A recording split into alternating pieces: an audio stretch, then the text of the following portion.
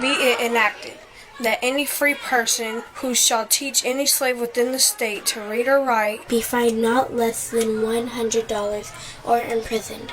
And if a free person of color shall be fined, imprisoned, or whipped at the discretion of the court, not exceeding 39 lashes, nor less than 20 lashes. Be it further enacted, that if any slave shall hereafter teach, they shall be sentenced to receive 39 lashes on his or her bare back.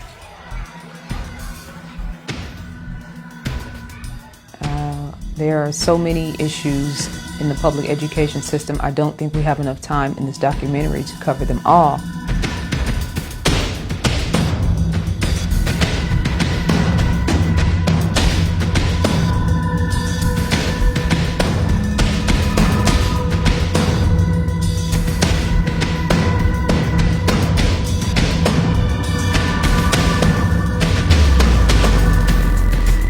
What about you, sir? Do you think the college students will show up? If I got anything to do with it, they won't show up.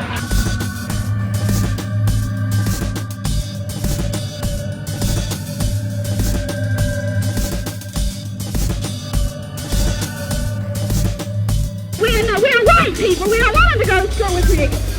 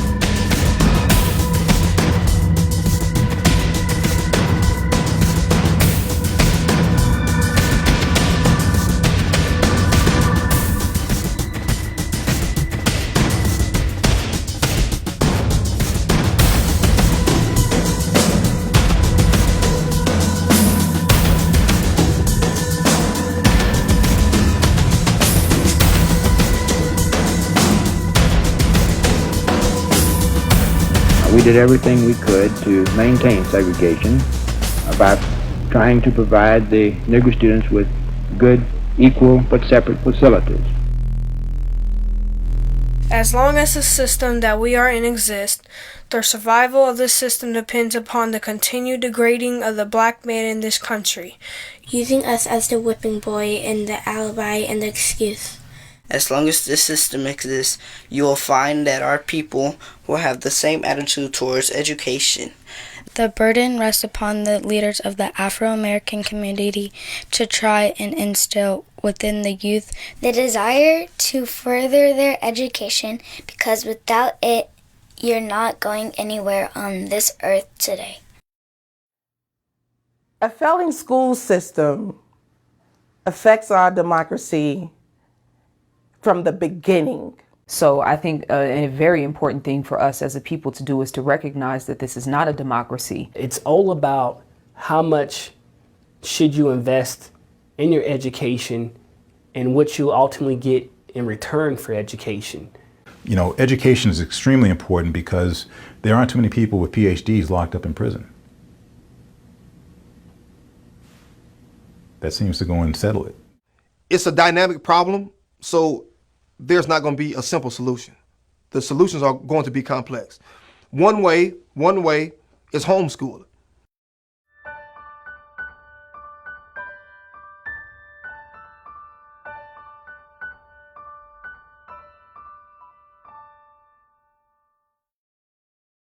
How important has education been in your life?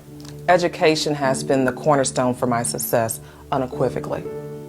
Much of what I say I do right now is as a result of pursuing my education, having my family pressure me to continue my education, and by graduating Howard University undergrad and law school, and also getting continuing education. I'm a first-generation college graduate, first person in my family to also receive a master's, first to also pledge in a fraternity.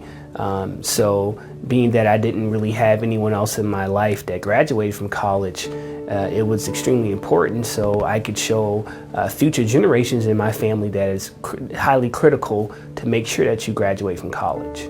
My parents always inculcated into all of us children and my entire family how important education was. And it was a very tenuous relationship with education because by the time that I came to this country, I was already in 8th grade. And so when I got to high school, they were like, what's an 11-year-old doing here? I was born and raised in Botswana. And that is, for those that don't know, a small country of only 2 million people in Southern Africa.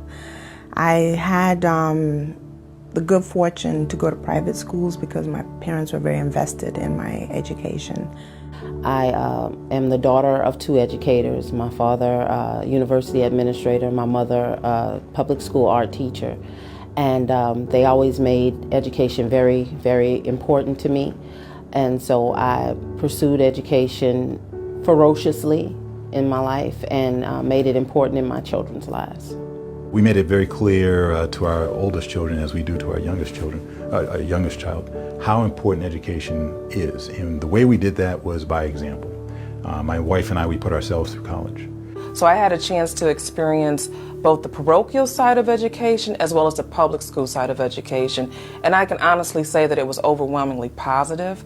And I think a part of that is because I have phenomenal teachers who were truly vested in my success, not just as a student, but as a human being. Malcolm X talked about when he was in elementary school how he told his teacher that he wanted to be a lawyer, and the white woman responded and said, you could never be a lawyer. Your people won't support you, and our people would never hire you as a lawyer. You're better off getting a job doing something tangible with your hands, I believe she said.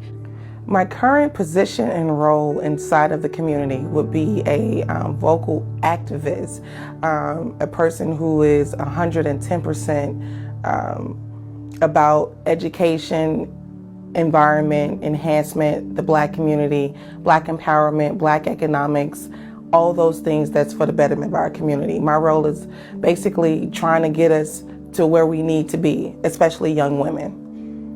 It has opened so many doors for me. It's given me opportunities to expand my horizon, my territory, to travel, to interface with other people, to be a blessing to other people. And I know that that wouldn't have happened if I had not pursued an education. I have 3 different degrees, so I respect education and I respect that we can get formally educated. But I think it's also just as important to focus on using what you have and understanding that you're building a human being that's going into society. And it's not a textbook, it's life. And they can learn life from other people who've lived life longer than them. For me, the conversation about education became very real because it wasn't just about going to class and taking exams.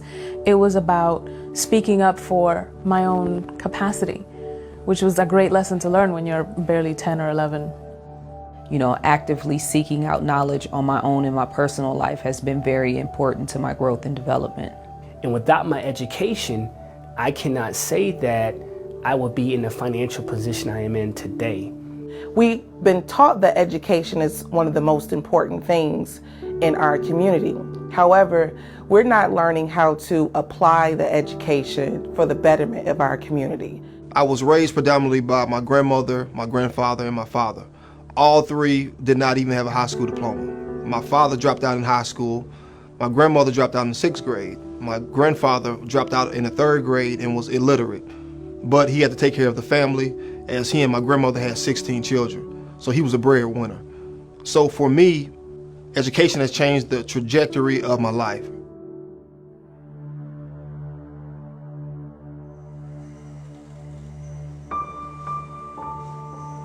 System has become too focused on tests to the point where learning is no longer valued. And now the value that's been placed on children is how high they can score so that their teacher can get a pat on the back and the school can get a pat on the back. standardized test scores opposed to actually, teaching the students valuable information that will help them with their lives as well as retaining information.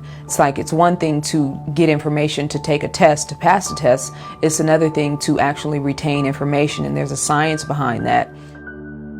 From Detroit to Atlanta, the standardized testing, they want teachers to be responsible for children and standardized testing when these children don't live standardized lives.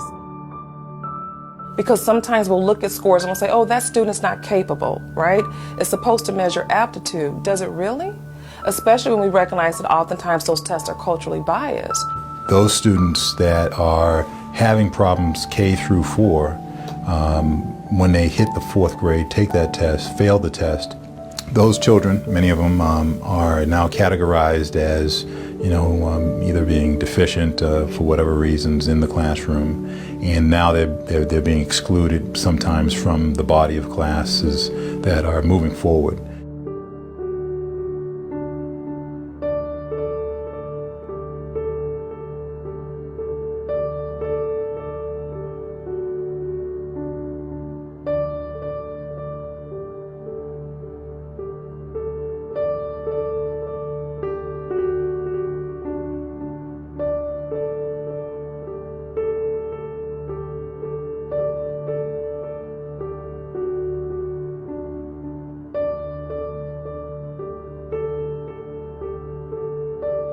My name is Cherie Townsend, and I am a single mother of 2 children, a 16-year-old son named Jalen, who goes to public school, and a 10-year-old daughter, London, who I homeschool. The education in my home actually is pretty structured. London is homeschooled, so she runs a pretty tight program under myself, and my 16-year-old Jalen, he does go to public school. My son, I didn't pull him out and homeschool him, though, until the 7th grade, and that didn't last very long for him. London was actually 1st grade when I started homeschooling her. My son was on the higher end of standardized testing. He tested with no problem. And London, on the other hand, she's a test taker, but I think standardized testing, sometimes confuses children, and I think it confuses her. She can have straight A's and pass all her tests with flying colors. Now, to take the standardized tests, those scores to me don't reflect her academic ability. My SAT scores indicated that I should have flunked out of college after my first semester, right? So they're supposed to predict someone's success. Not only did I not flunk out, I went from a bachelor's to a master's to a PhD before I was 29 years old, from a tier 1 university. In the Dominican Republic, the way that the school system is set up, we would take exams for all the subjects that you're taking, and if you got a 95 or above, you had the option of spending the second half of that year in the following grade. Actually, I had a mentee that was in public school, and when I met him, he was in the 6th grade and could not multiply. This was very alarming to me because that let me know that the school system had passed him along, and I'm pretty sure that they knew he could not multiply, but since he had some behavioral issues in school, their focus was not on making sure that he was educated, more so just getting him out of their class. It's inexcusable that a child can go through a K through 12 education system that's funded by taxpayers, and there's not a level of accountability for that child having the basic skills that will enable him or her to have a life beyond high school. I see them as being a tool or mechanism to basically disempower our children. Education's purpose is to replace an empty mind with an open one. Malcolm Forbes.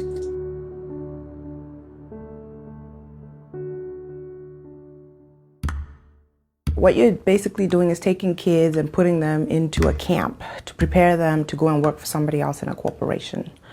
You're teaching them that they have to just do what they're told and do whatever is best for the company or for somebody else, but not for them, not for their family, not for building wealth, and not for building legacy. They can't teach out of the 4 boxes of what they've been given, and even inside of the boxes of what we've been given is is very hard for them to achieve.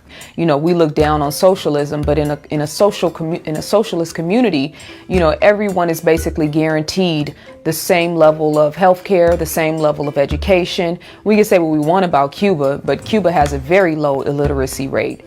And now you have institutions that are run like businesses, where students are seen as commodities. You know, there's money that follows a child. And so I think what's happened is that you have people who are now inclined to be vested in education, not because they care about the well-being of children, but because there's a bottom line and they're able to profit off of that. And I think, unfortunately, we see it more frequently in urban epicenters than we do in other areas. The sad thing is, a lot of our students aren't even aware of the circumstances that they're being put into. And that's why education right now is very financial related. The Department of Education has made it very clear. 1964 Civil Rights Act has several different mechanisms attached to it. No person in the U.S. shall, on the ground of race, color, or national origin, be excluded from participation in, be denied the benefits of, or be subjected to discrimination under any program of activity receiving federal financial assistance. Title VI deals with any grants that are being distributed to any entity that receives federal money, our taxpayer money. Those entities have to make sure that they are no longer discriminatory. Because of Title II and Title VI funding, they get more money for removing children out of the classroom for special ed or other needs versus leaving them in the traditional classroom, which is often why some of your children are being labeled special ed just to get them out of the classroom. In the wealthier districts, they have better facilities, better teachers, and better programs and resources to give children an upper hand on life in regards to college preparation, as well as some trade programs that they want to pursue in life.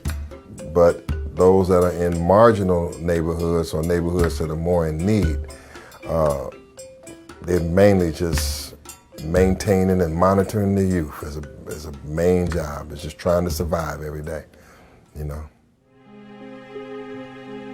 The mediocre teacher tells, the good teacher explains, the superior teacher demonstrates, the great teacher inspires. William A. Ward. So please get your mask and step out.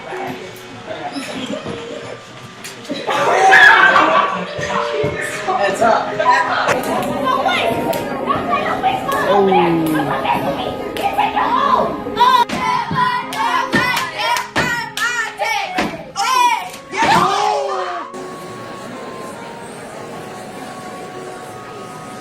We have teachers who are afraid of their students. We have teachers who are afraid of parents.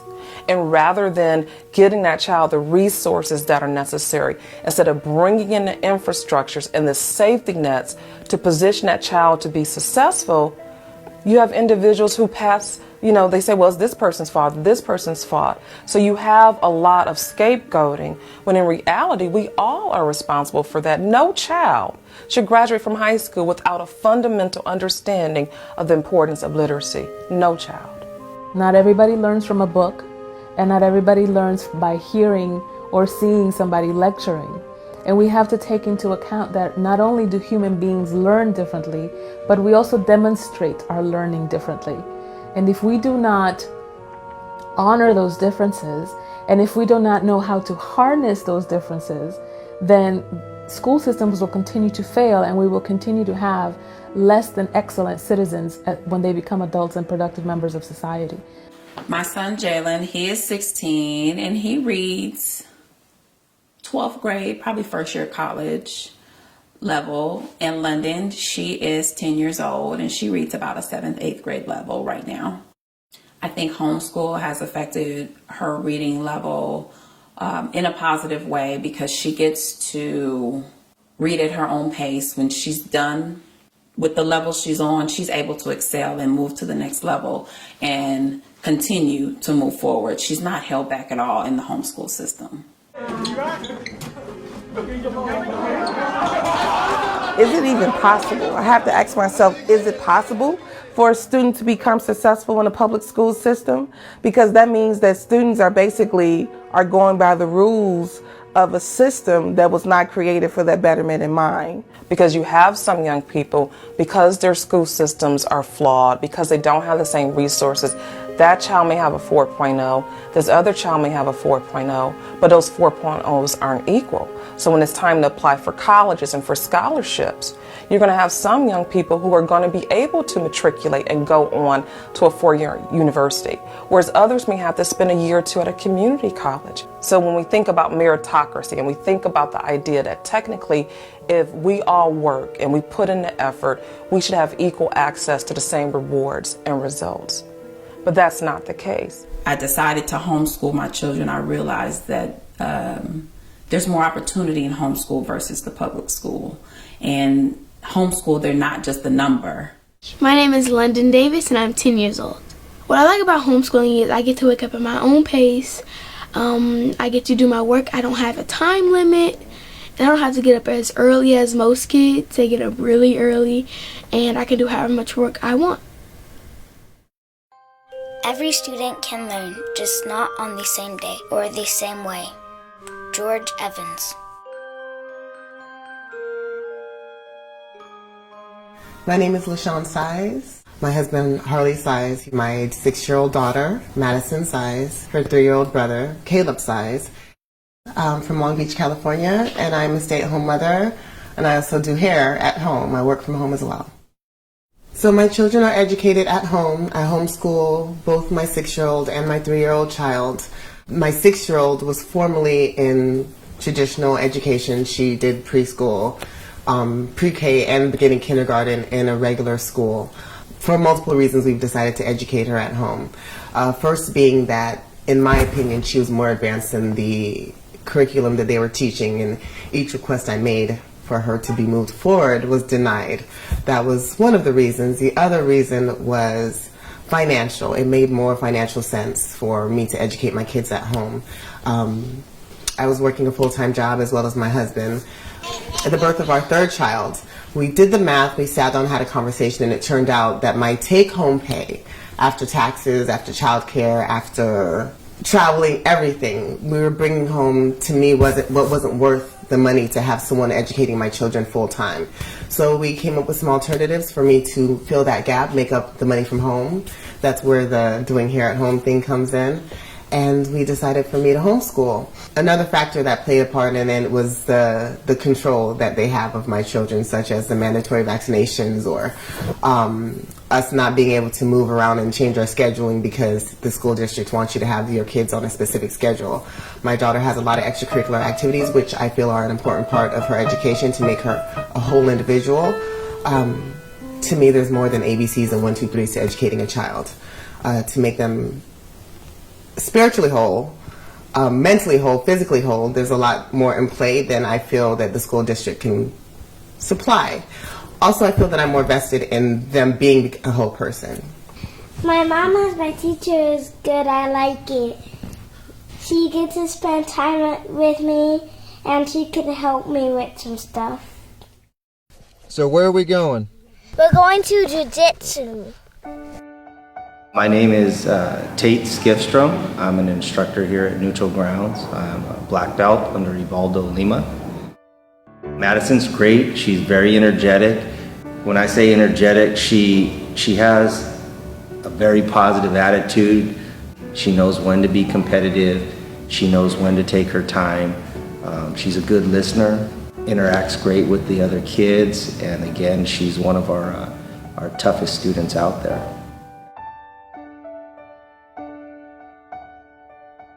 My children do not participate in any programs that are specifically for Black children. However, they are involved in several activities. Well, Jalen, he does play football and he runs track for his high school, which commands a lot of time, actually. And then London, she does cheerleading, she does gymnastics, she runs track, she has acting classes and voice lessons.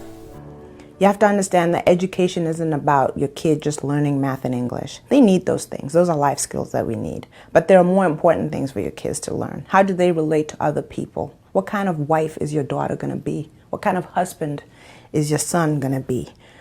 Are they going to be a good business partner? When they finally build that business, are they going to be an excellent leader? Those are skills that they can learn from a young age.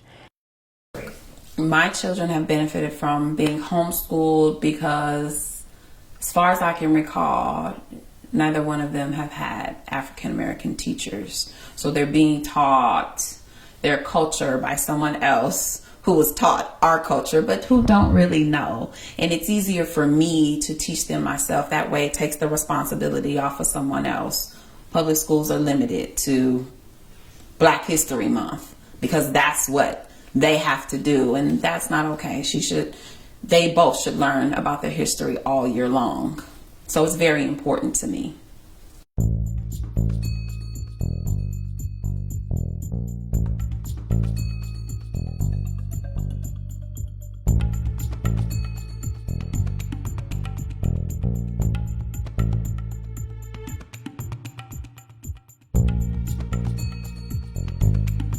Public school system is not designed really to teach Black people. Let's get straight to the point.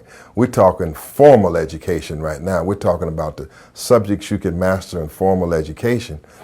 And the public school systems in Washington, D.C. is struggling to do that, let alone give Black people what they really need beyond a formal education, which is other types of cultural and even political education that would improve our overall condition.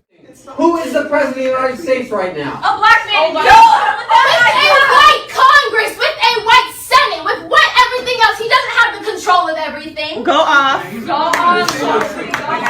A teacher inside of a classroom that does not understand some of the cultural nuances of the students that have been entrusted to that teacher, then it's very easy to paint those students with a broad brush of whatever the surface stereotype or the surface understanding may be.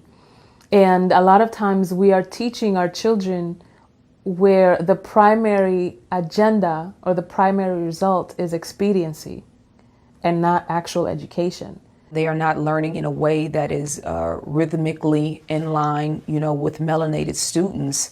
And I think that it is doing a disservice because it's teaching our children to grow up and get jobs and to be workers, opposed to being leaders of themselves and being self-employed. Kids run around here and they yell and scream about everybody doing stuff to them when he has no respect. That's your problem. You're too ignorant. You're too young and life is too short for y'all to be selling out with that kind of nonsense. Anything negative that the media can place on Black people, it doesn't escape educators. So we're in there with everybody else.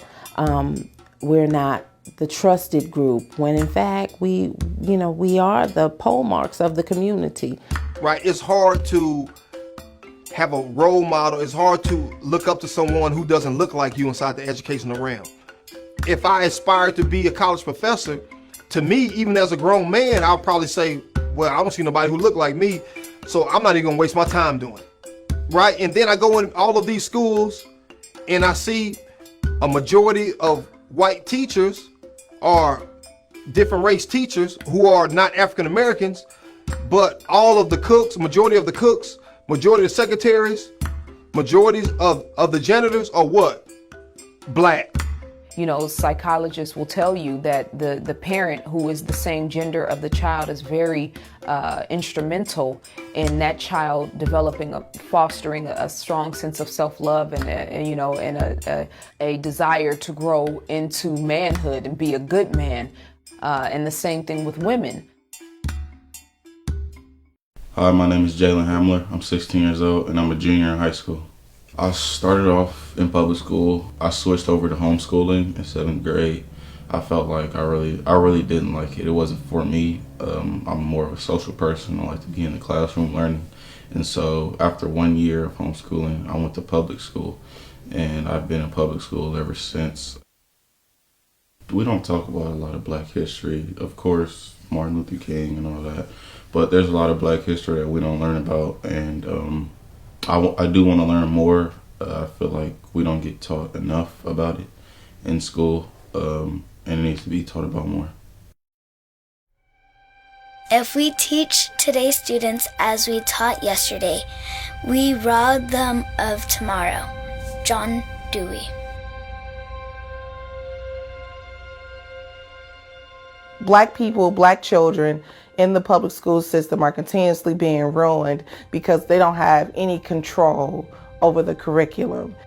The school system can ruin black children by failing to teach them a knowledge of self, by failing to teach them who we really are and the reality in society, and giving us a watered down version of certain key parts of that system.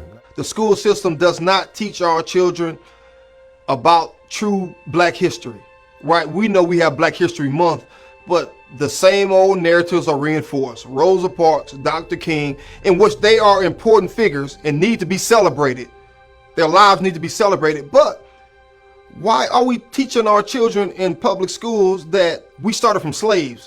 What is that little black child thinking? She's thinking that her origin in the world begins in slavery, and she really didn't get a break till after slavery and sometime recently in America. See, so the messaging that it is sending our children is dangerous to be in that type of environment and not know any better.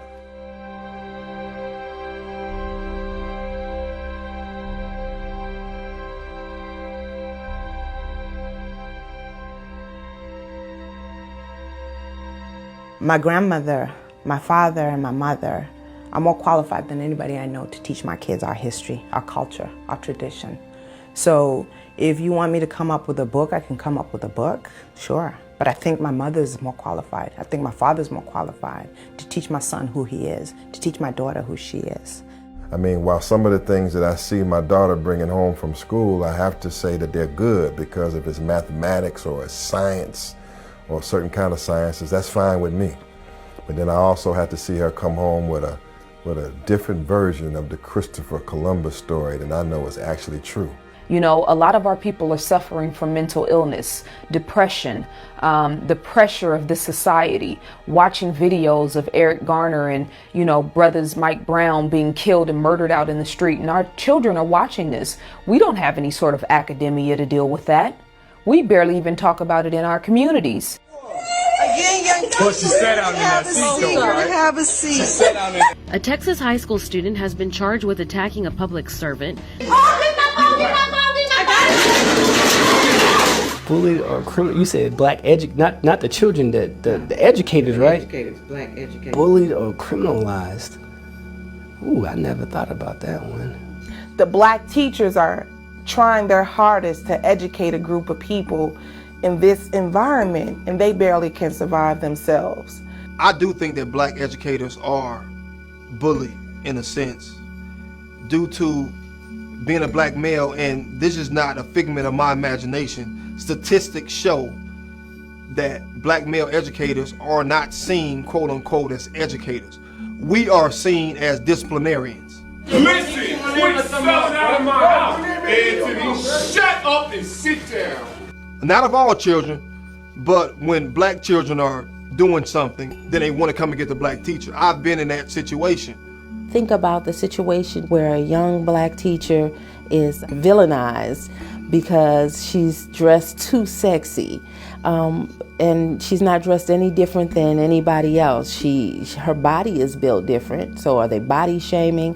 Whether it's, you know, young sisters with Afro puffs or, you know, young brothers who may not necessarily know how to vibe with, you know, teachers of other nationalities.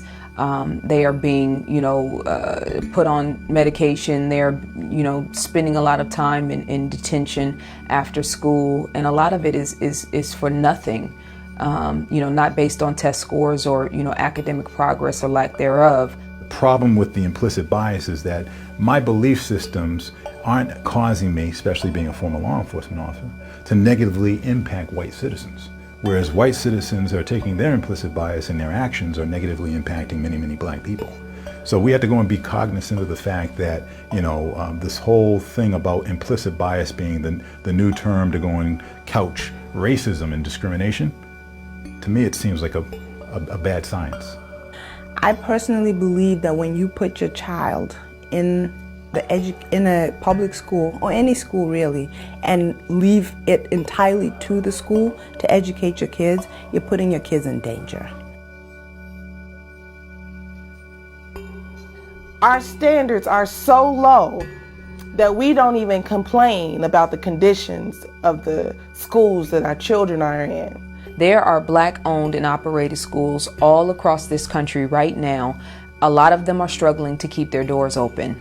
I, for the life of me, cannot understand why we have not made this a full-fledged state of emergency agenda to make sure that these schools have adequate funding.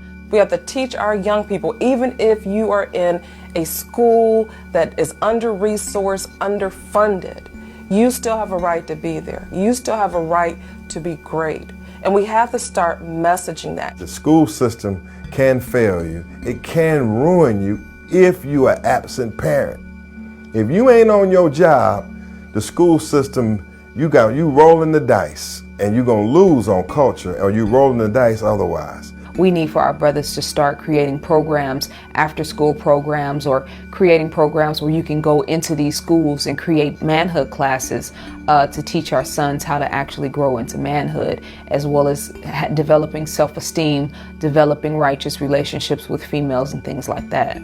I mean, we have to really, in order for our community to make a change, it's going to be economic and education, economic and education. I worked in the inner city, and I sent my son 5 school districts away, still public school though, but because the conditions were terrible, and I refused to have him go to inner city schools, which forced the cultural diversity and the issues that brought me back to homeschool.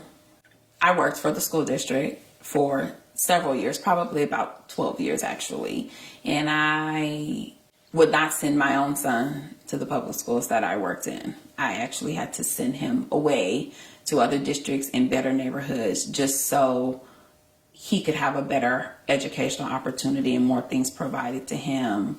There's a lack of educational supplies, things that if teachers don't put out on their own, their children are not gonna get.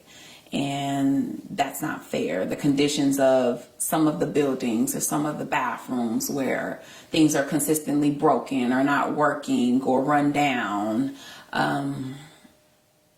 it's not really a good environment for children to want to excel in. You know, I think your environment is everything, and it plays a big part in how comfortable you are when you learn. For many children, school is the first chance that they have gotten to be in a diverse group of people who are not their family. For many students, that can be uncertain, it can feel unfamiliar, it can feel unsafe. And there are ways of relating to one another that one family has that another one doesn't, and so forth. It's the first time that we get to know our neighbors in an official setting for many children. So basically, if you put a child in a circumstance, in a situation where he and she has to learn and they can't, and they're not learning to your standards, then you're going to discourage them from learning. What you have is a population that has systematic dysfunction, and therefore they are hardly a political threat and hardly a threat in the democratic system, because many of the time they're just faced with trying to survive everything that's happening in the hood. I have to say that from what I have observed, that at least at the middle school to high school level, you have to have some security. I mean, that's just, you have to have some security. I'm used to that because even when I was in school back in the 9th grade, we had plenty of security officers and police officers there because it was a gang problem.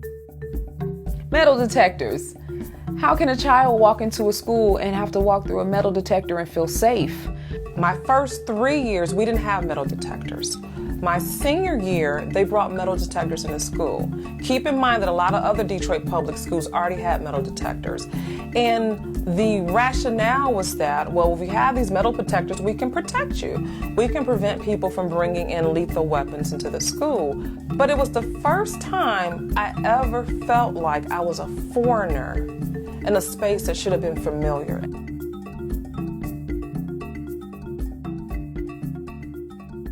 What's a resource officer? The person who flipped that girl in South Carolina out the chair. That's a school resource officer. Okay. Police. How do you feel about the police inside the school? When I was in school, the words that we used were security guard, right? Or, school guard, etc. But they were not glorified police people. School resource officers is just a fancy way of saying police officers or vigilantes, as I will call them, who are coming into the schools to police the students. This is just another method of criminalizing our young people. And so a school resource officer, in my view, is supposed to hold the container to be safe enough for people for students to explore and to relate to one another without feeling that they are in danger or that somebody can bully them or they get into a fight, etc. You know, are you projecting protection and security, or are you projecting fear? There's the two things that's happening.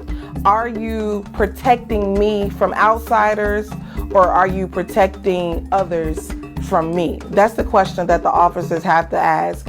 Do I feel as if psychologically they may have an impact on our young people, how they think about themselves, how they think about their community? Yes.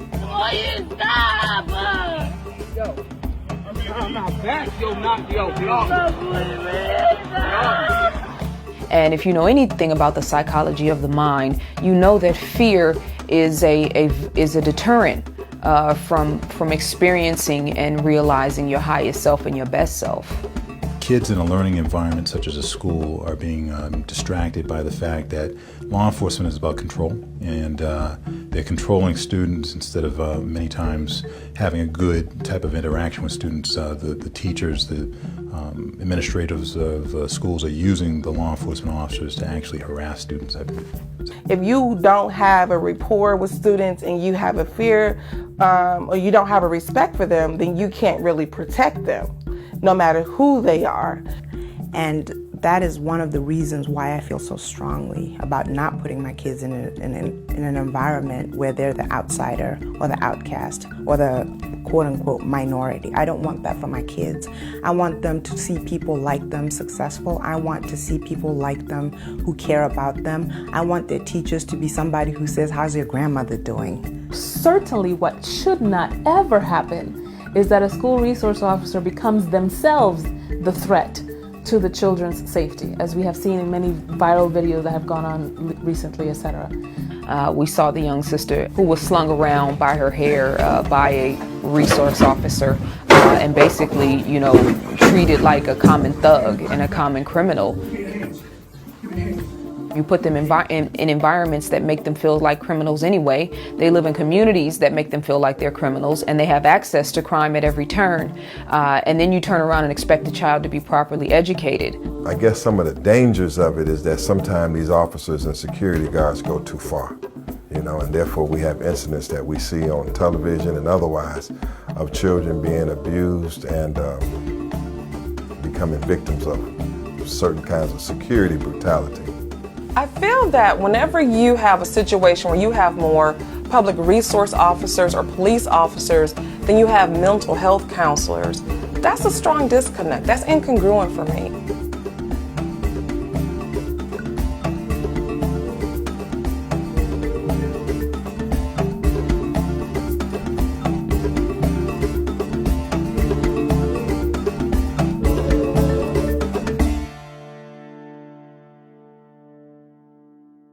I don't have a problem with officers or resource officers being inside the school, but I have a problem if they don't understand the environment that they are the officer over.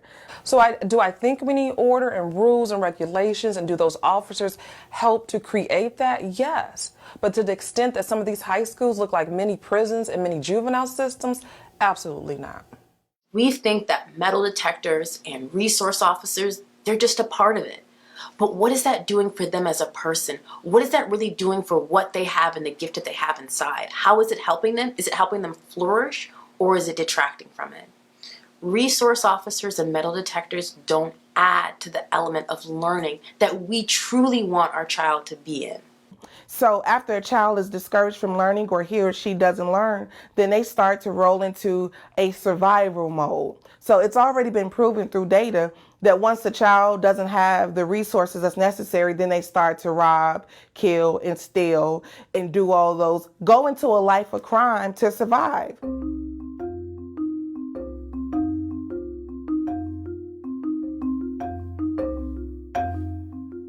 According to a UCLA study, Missouri is #1 in the country in its disparity in the way it suspends elementary kids, black kids to white kids.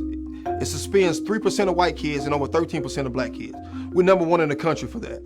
So then when you juxtapose that with the school to prison pipeline numbers and African American kids, I mean, it all coincides.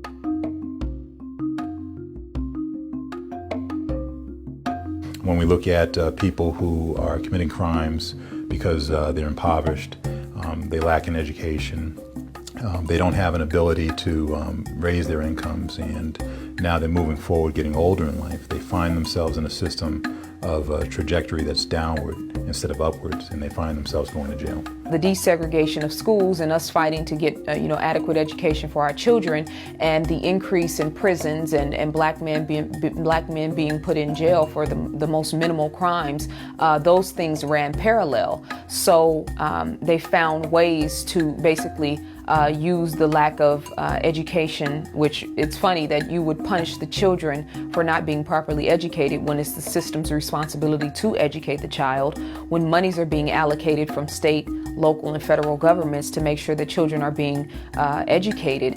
People are putting more money into the prison system than they are into the education system.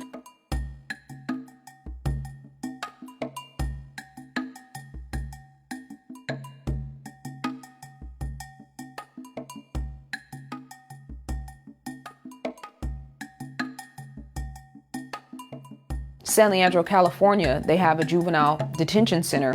They approved a $160 million grant, and they're basically adding a whole entire new wing onto the San Leandro Juvenile Hall. Now, $160 million for a juvenile detention center when all of the public schools in the surrounding area are faltering and are falling apart and are closing.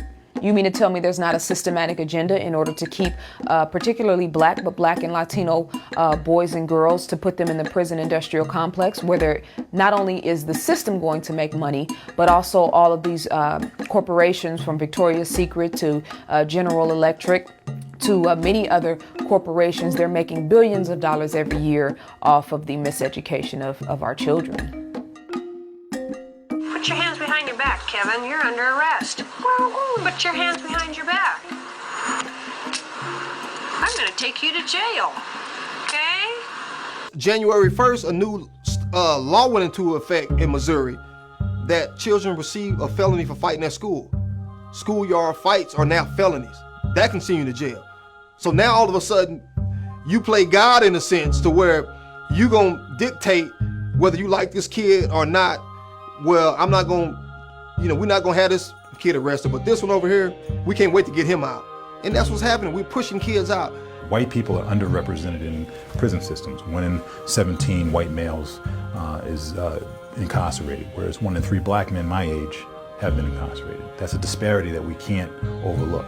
We have 2/3 of the population which is white, and we have 1/3 of the population which is minority, yet minority citizens are overrepresented for committing the same criminal act as a white person, but white people aren't being negatively stigmatized by the crime.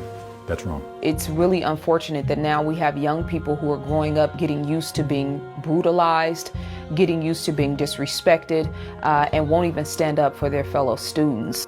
It's like, how can you allot enough money to have police officers present in schools, but not have male mentors coming into the schools to make sure that these young brothers, who may at times cause issues in school environments, to train them in manhood, to help them to curb their behavior and to figure out what's happening in their households and in their lives to make them so angry where they bring their problems into school.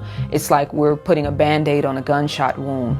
And because law enforcement has a command and control and then enforcement mechanism, it's not an equal enforcement opportunity mechanism. It's not enforcing the laws equally. If it were locking up white men the same and similarly situated as black men or Hispanic men, then we would have the same destabilization that would occur in the white communities. I would say that as a community and as an activist community and as a political community, when you're talking about the public school system, I would say that our involvement as parents and as a community could make a difference, could make changes, and could hold that system accountable, because parents have an obligation to engage that system and force it in the direction that we want it to go. California, which is where I'm from, has the largest population of prisons, privately owned as well as state-funded prisons and federal prisons.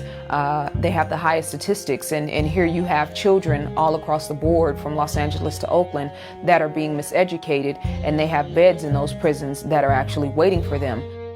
America is banking on you to fail.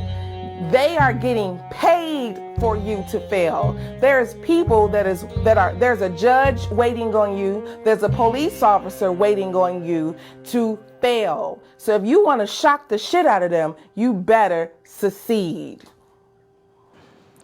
I'm Ariel Sky Williams. I'm 8 years old. I'm unarmed and I have nothing that will hurt you. It's just kind of a thing we practice at our house.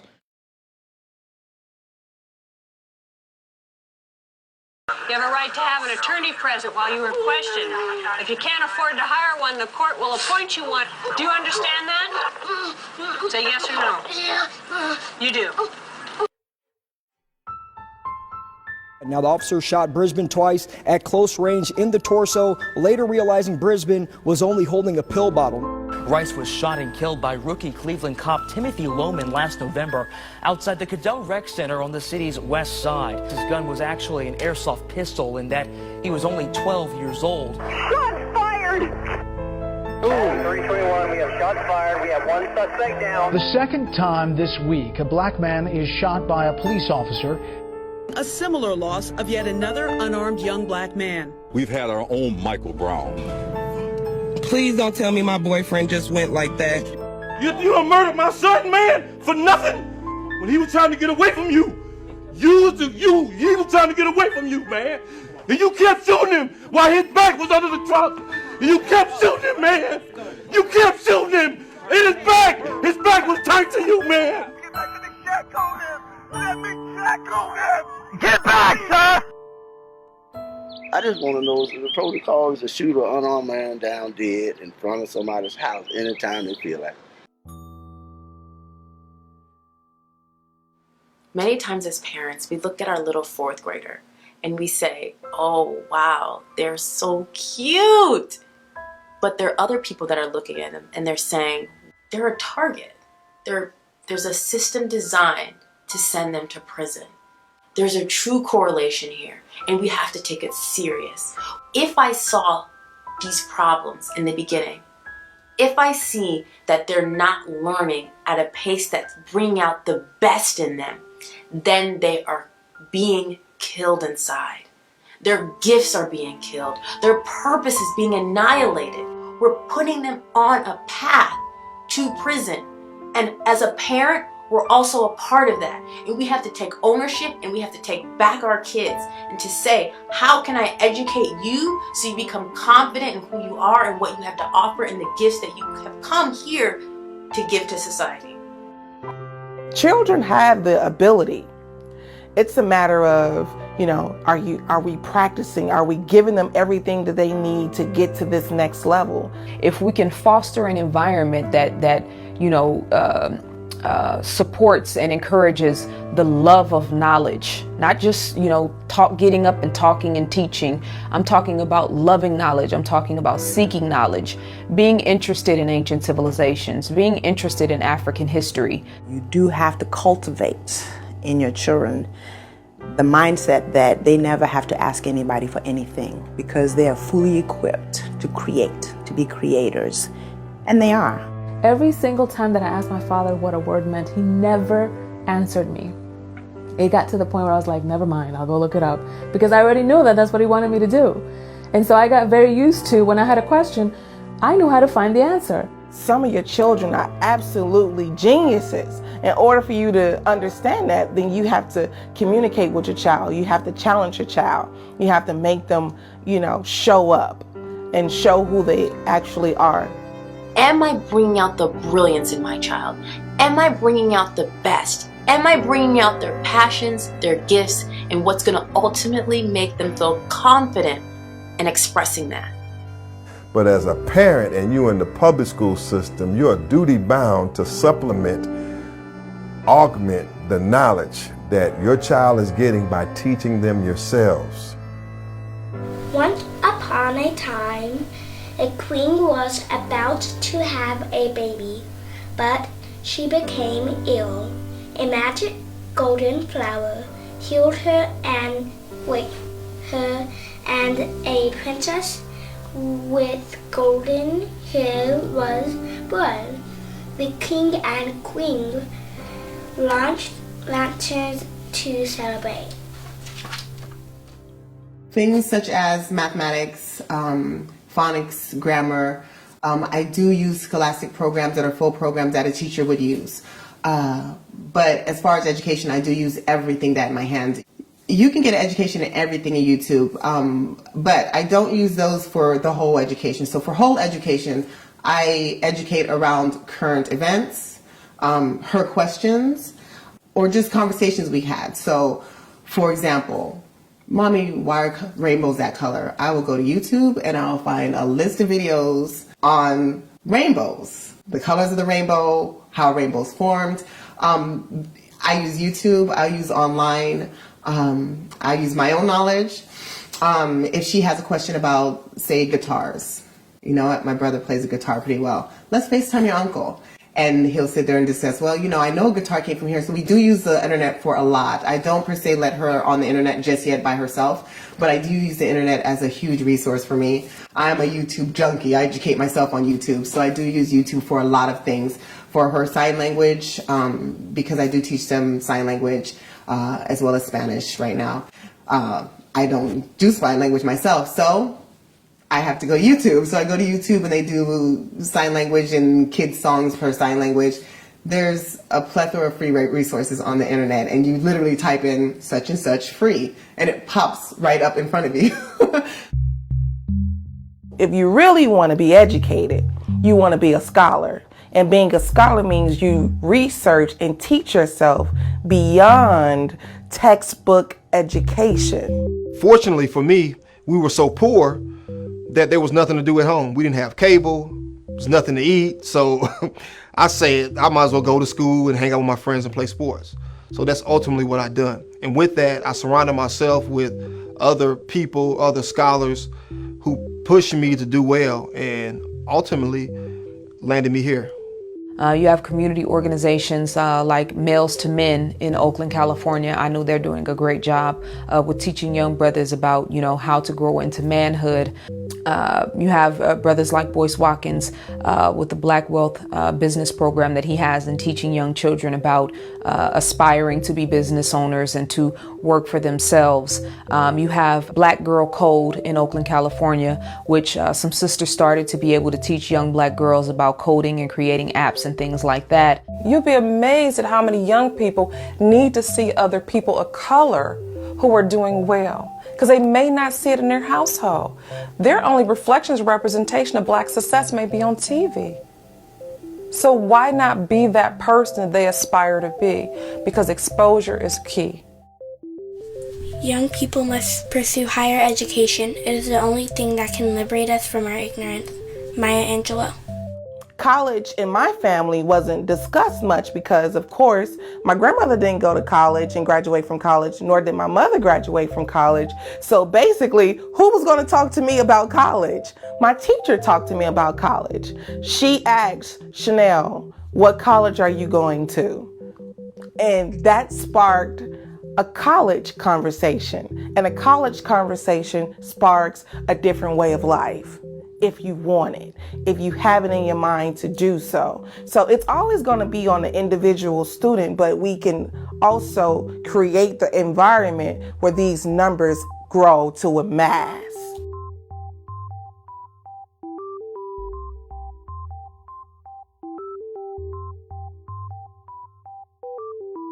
If we really, really are committed to education, then it behooves us to be masters of education. Education means to draw out.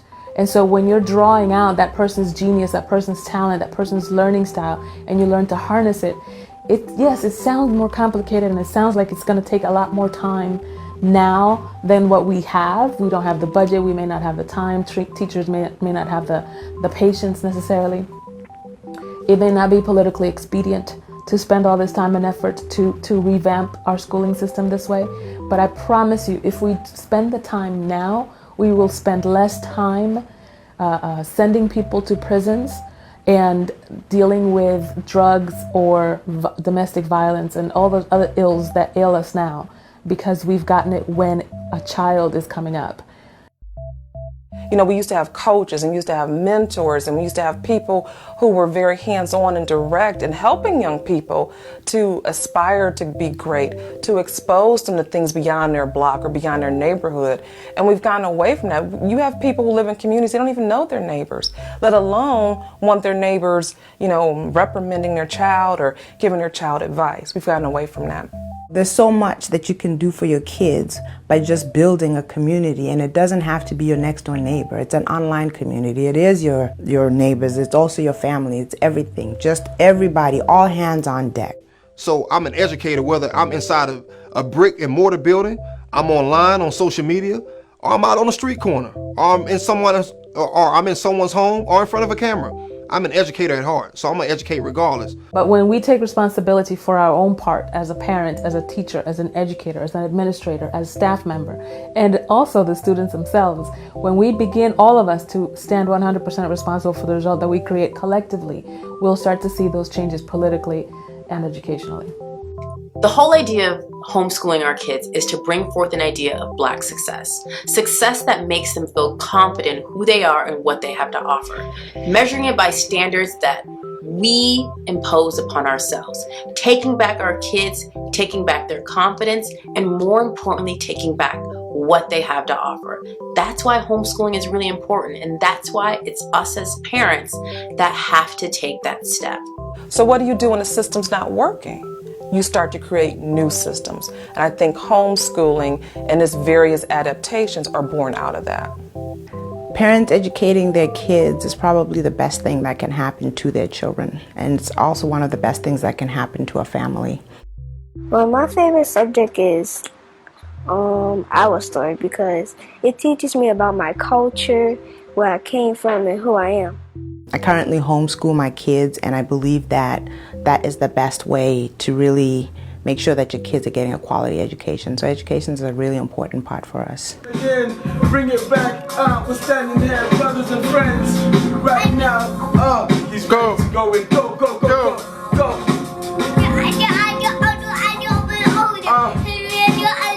Children are already being educated by their parents just by modeling their behavior and language patterns and emotional habits and so forth. So we have to be very conscious that that's something that's already happening. Just like you, kid. Just like you, man. The social needs for my kids were very different because I waited later to homeschool Jalen. So he had been in school from pre-K all the way to 7th grade, and to pull him out into a home environment, that was a hard adjustment for him. He needed the physical interaction and socialization amongst his peers. And so I felt like I needed to let him have that. London, on the other hand, she was in 1st grade, And she's an extrovert. You know, I can take her anywhere. She makes friends with anyone. But I also, more importantly than that, I keep her involved in team sports and team activities, and she's consistently around other children. So there's no void or no sense of her being alone or without at any given time. If I were to encounter a family or friend who was just bordering on the cusp of homeschooling and traditional schooling, I would approach it by the way I approach everybody who needs advice. I would have them make a list, pros, cons. List them out. And if you need to discuss it with someone who does do it, or if you don't know, there's homeschooling groups on Facebook. There's homeschooling ideas on Pinterest, but I would have the pros cons list first, which your pros are going to outweigh your cons. And I would find a way to address every problem that's on the con list. And a lot of times the con is the financial obligation, or I'm not that smart, how am I going to homeschool my child? I would consider your resources and speak to people who are already doing it, ask how they got into it.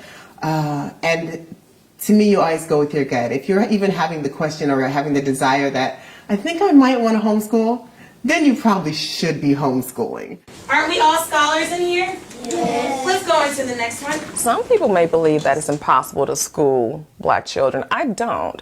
And I don't think it's just a function of homeschooling. Because when we think about schooling, it's not just about a physical space. You can attend a traditional public school or private school or charter school, and your parents or other adults can still supplement that education. Believe that you are equipped and you're qualified, no matter who says what, to be the primary educator for your child. That's the first thing. Yes, it may be a little chaotic. It's true. I don't want to deny that. It may be a little chaotic. It may be a little messy, and it may take longer to get everybody's viewpoint across, etc. But it is important that we allow ourselves a moment of chaos now so that we can have excellence later. I try to make women understand that just the same way that nobody teaches you how to give birth, but you do it. Nobody teaches you all the things that happen for your kids, but you do it. And if you're focused and you're dedicated, man, we do an awesome job. And the same applies to education. My relationship with my children has actually been very positive. We're a lot closer. And even though my son is not homeschooled anymore, I'm still very hands-on with his school activities as well. I pop up at the school on a given, and homeschooling London has actually given me the freedom to do that. And then with London, we're very close because we talk about everything. And then the physical interaction, I don't miss a beat. You know, I'm there every step of the way, every milestone. You know, in school, you miss that. You know, you miss things that, or you don't realize how important the things that you're missing until you have the homeschool life and you get to be a part of all of that. You're a part of the struggle. It's not the teacher telling you that, oh, they did this today. It's me witnessing for myself. And I don't think there's a better feeling than that, you know? You know, the blessing of today, it's a gift and a curse, but the internet is a major blessing as far as us finding ways to, you know, help to facilitate educating our children. There's so many resources available for parents now. You have Khan Academy, Khan, Khan Academy online. You can go to that website and find everything from, you know, lessons on mathematics to science to, you know, statistics, geometry, you know, as far as if you need a side tutor if your child is struggling in school. Well, there's Coursera. You can use Udemy, and you can, of course, Google anything you need. Duolingo, also for learning different languages. We've come to a world where it is imperative that we know more than one language. There is the Black Business School, courtesy of Dr. Boyce Watkins. There's a wealth of knowledge there. Also, like I said, you know, YouTube University, now you can basically go online and find out how to do anything. My son can break down, you know, can figure out how to, you know, break down a PlayStation, you know, take it apart, put it back together again. I mean, it blows my mind how fast he is with his hands and, you know, putting together things as far as technology is concerned. When I need help, you know, as far as that's concerned, I ask my son. There is, again, so many online programs that you can find. And I also think that it's important to use what we have now. We're in the age of technology. We're in the age of social media. There's nothing wrong with just starting a co-op A co-op would be a collection of families who are homeschooling and they share knowledge. I personally come from the business world, so I believe kids should learn how to build businesses from a young age. But there are many resources out there that you can just, with your own innovation, your own creativity, and then resources that you can find online, you can teach your children and supplement the education that they get in school. If you're really dedicated, you can find the resources, you can find the people, you can find anything and everything to build your child up. It just starts with your intention and your focus, your discipline, and your dedication. In terms of schooling, my definition of success, it would be making a whole person, not just a person who's proficient in reading or math, but a whole human being, someone who's emotionally intelligent, who's intellectually intelligent, but physically healthy. I think making that person fully rounded, acknowledging all levels of advancement. I think every African American household should have a supplemental curriculum at home. A curriculum that lists each grade what a child should learn, and also things that is not taught within the school system that the parent can teach a child at home. Understanding how to best pull out the confidence in your child doesn't have to be reliant so much on school curriculum. You don't have to feel so much pressure to say, how do I get them to learn in a way that best suits them? Just watch them, just see what really allows them to get excited about learning. Another thing is when something breaks in the house, instead of punishing your child, help them to figure out how to quote unquote make it right. So you have an opportunity to teach social skills, like taking responsibility, apologizing to somebody that you've hurt or disappointed, and then taking the initiative and the responsibility to make it right. I think that it is very important for us to find ways for learning to be fun for our children to be interesting for our children again. I have 2 kids. One of my kids is naturally inclined to technology, and he's only 7 years old. So we have to cultivate that. We have to create an environment for him to develop his skills. Well, my son's a tennis shoe junkie. That's his thing. He loves it. You know, how can I teach a lesson about science and about mathematics using tennis shoes? My other child is more inclined to sing. She takes piano lessons and singing lessons. And she's going to become a phenomenal singer. It doesn't mean she has to be famous or anything like that, but she has to know that whatever is in her can be honed, and she can do it at any level that she wants. How can we teach lessons about business using fashion? How can we teach young sisters lessons about geometry using hair? I have a lecture where I use sacred geometry and compare and contrast it to different braids that black women around the world do, where they're basically recreating different aspects of nature, whether it's flowers and things like that, using hair. This rap music that I can't even understand one word of it, I listen to it because the kids like it. So that way I can teach the pedagogy of hip-hop, the pedagogy in hip-hop, and I can teach them language and metaphors and assemblies, and I can link all of that to Shakespeare, to W.E.B. Du Bois, and I can link all of it as we trace the genesis of it. Why can't you use social media in order to teach them a lesson about life, about politics? Don't shy away from these things, because when your children get let loose, they go buck wild.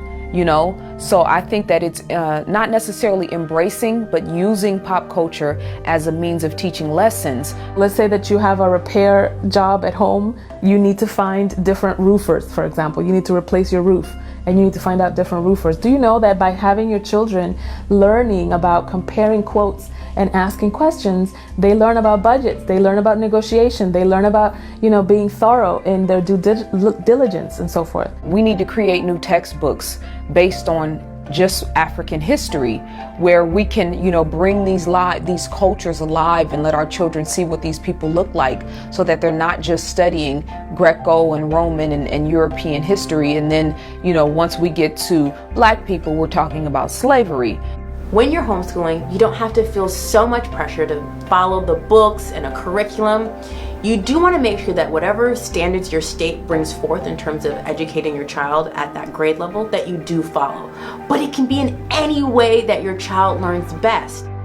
We get taught in public schools to go get a good job and work for somebody else and keep working and keep working and keep working. Whereas my kids now, even at 7 and 10 years old, they're already in a position to be business owners. They have looked into Amazon, they've looked into eBay, they're talking about writing books, they have superhero books about black kids. Their minds are so open. And that typically happens when you give people enough space to think, to fail, to try things, to innovate, to wonder, to be creative, to be in inquiry. By seeing themselves as scholars, by seeing themselves as brilliant, as seeing themselves as creators, as innovators, as thinkers. And that happens a lot with homeschooling, where I don't see that necessarily in organized school systems. Our young people can excel. We are resilient people. And even under the worst of circumstances, if we give them the language, if we give them the tools that they need, they will do well.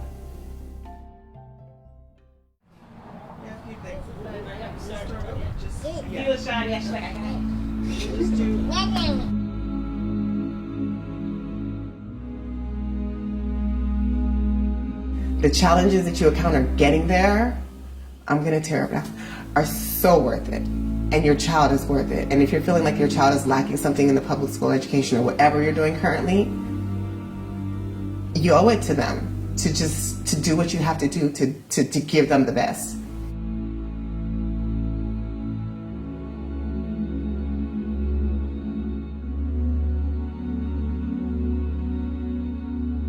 I don't believe in making excuses because I have 1,000 excuses of why I wouldn't do this, or I feel like I wouldn't have the time to do this, but these are my children.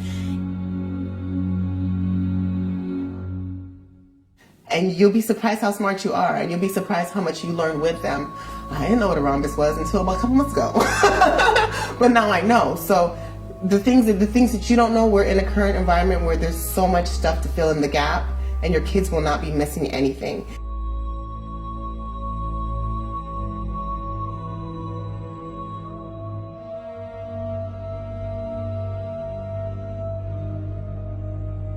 Their needs come first before mine, and I think sometimes single parents put their needs in front of their children's, and it should be the other way around. You got to change your thinking, have to change your mentality, you have to put them first.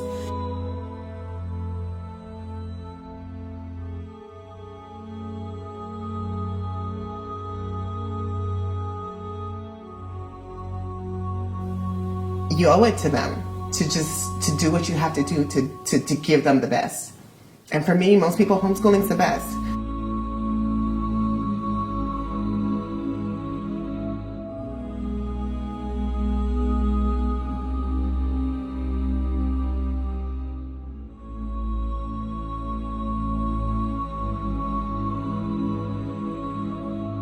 For me, there's no I can't. It's I have to get it done, or I have to figure out a way, or I have to make it happen. And so I do. And I'm happy, and they're happy, and I feel good. It's doable. It's doable. It's doable. You can do it. You can do it. You can do it. I would just tell them that they can do it. The function of education is to teach one to think incisively and to think critically.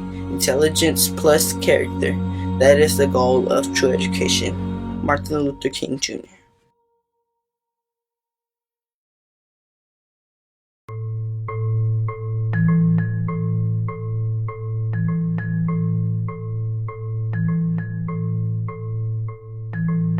Thank you.